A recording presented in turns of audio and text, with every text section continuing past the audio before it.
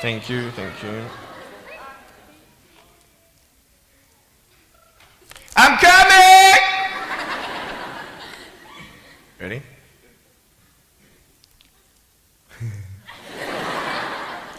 Hey, is that cool? Awesome. I want to talk about like when I started, going to school and stuff, a lot of people put me down, you know what I mean? Like people tease each other. I mean, people come up and say, hey, you're fat, you're fat, you're fat, you're fat, you're fat, you're fat, you're fat, you like, lose some weight, and you're like, you go home and you look at yourself in the mirror and go, I'm fat, right? And so many people tease each other. Oh, you're too short, you're too tall, you look whatever. Different hair and all that. It doesn't matter. See, the thing is, when you're in school, when you're growing up in life, it actually sort of matters to people how you look. And then it matters to you because it matters to others. Why?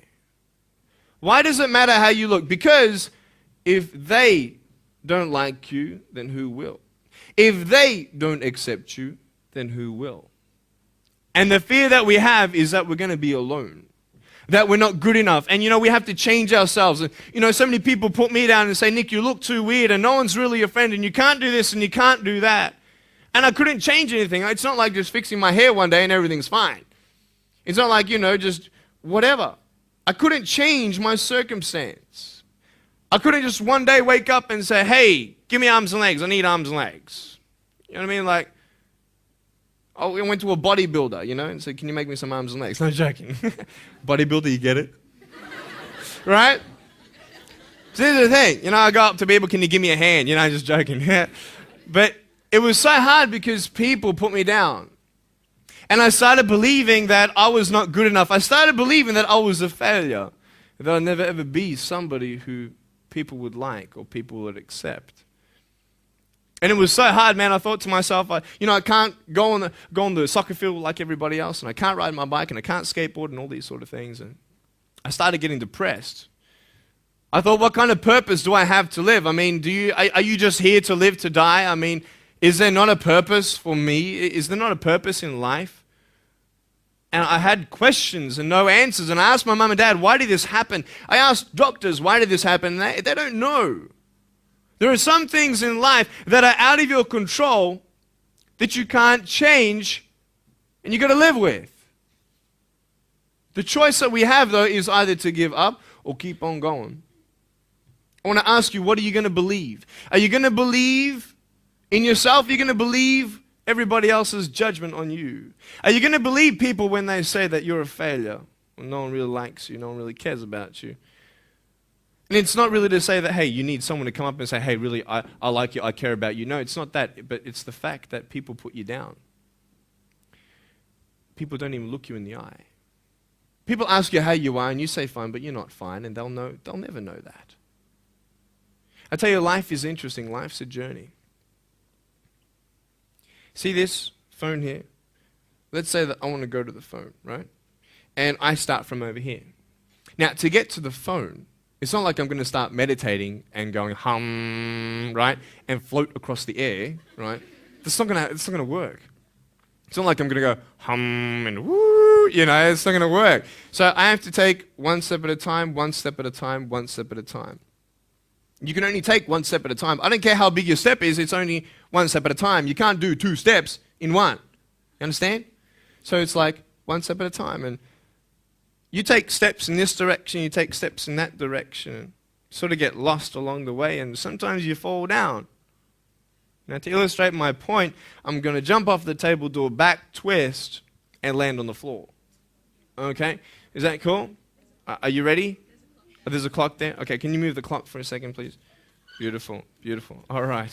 You ready? So, are you guys ready? Just let me know when you're ready. Are you ready? Okay, ready? 1, 2. I'm joking, man. Are you serious? Just put the clock back there. If I did that, I'll break my arm or something. You know what I mean?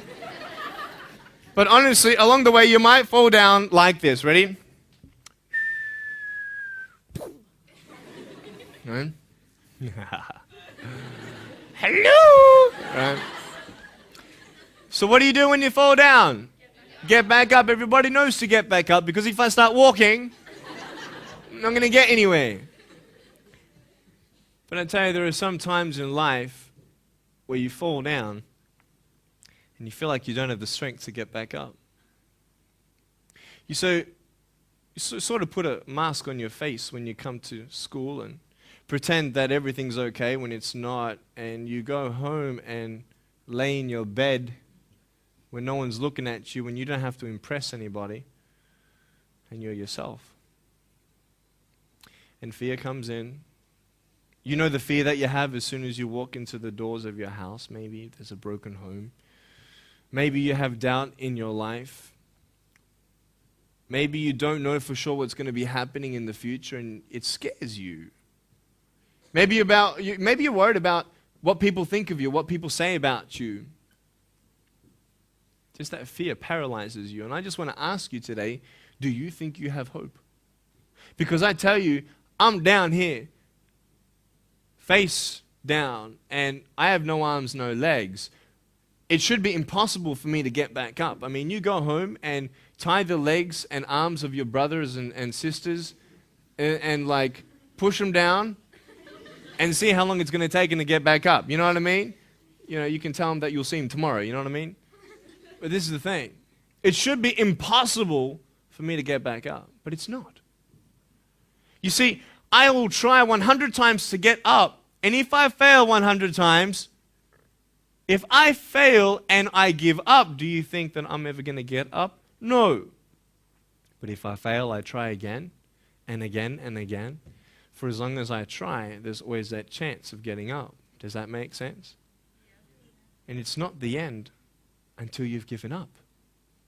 And just the fact that you're here should persuade you that you have another chance to get back up. There's still hope.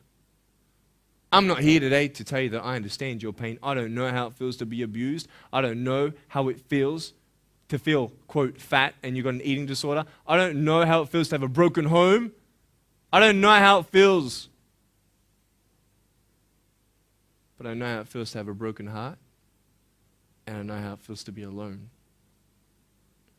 And I want you to know that I found my strength in Jesus Christ, and you're going to find your strength in whatever you find it in. But I just want you to know that it's not the end. It matters how you're going to finish.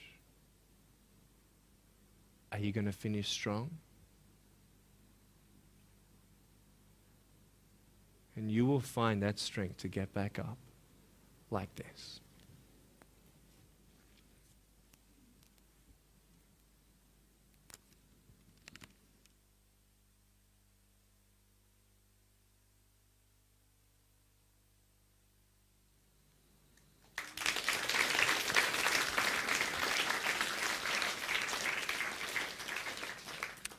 How did I get from depressed to who I am today? Because I tell you, I was depressed.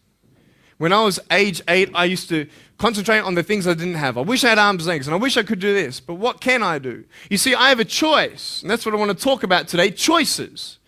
I can either be angry for not having arms and legs or be thankful for my chicken drumstick. And you see, I can still do a lot of things. At home, I can brush my teeth, comb my hair, get myself ready in the morning. And I'm traveling around the world. It's amazing. But I had to ask myself a couple questions. And the first question was really, who am I? Who am I? I'm Nick Vujicic, but who is that? And it's funny how the friends around you sort of determine who you are. You change yourself. You come to school.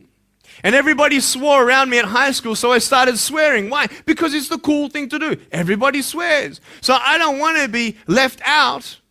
And I want to be accepted, so I started swearing. You go to a party, everybody's drinking, so you drink. Why? Well, everybody else around me is doing a big deal.